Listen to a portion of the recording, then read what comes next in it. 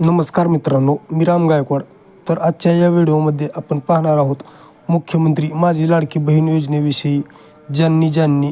ज्या महिला भगिनींनी मराठीमध्ये अर्ज केला होता त्यांचे अर्ज मंजूर होणार आहेत की नामंजूर होणार आहेत याची माहिती आज राज्य शासनाने दिलेली आहे.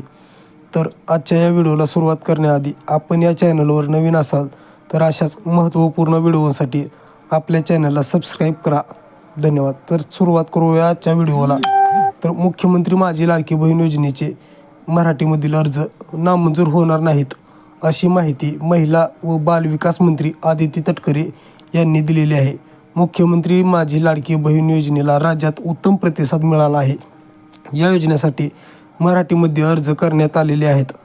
पात्र महिलांचे मराठी भाषेमध्ये केलेले अर्ज ग्राह्य धरले जातील. मराठीमधील अर्ज नामंजूर होणार नाहीत असे महिला व बालविकास मंत्री आदिती तटकरे यांनी स्पष्ट केले आहे. मंत्री तटकरे म्हणाले की अर्जाची प्रक्रिया करत असताना काही तांत्रिक अडचणीमुळे मराठी भाषेतील अर्जाचा विषय चर्चेला आला होता, परंतु ही तांत्रिक अडचण संबंधित बँकेने सोडविली आहे. त्यामुळे मराठीमध्ये केलेले अर्ज स्वीकारले जाणार आहेत. मराठीतील अर्ज नामंजूर किंवा अमान्य होणार नाहीत. मराठीमधील अर्ज पुन्हा इंग्रजी भाषेत करावे लागतील अशा प्रकारचा अपप्रचार पसरविण्यात येत आहे.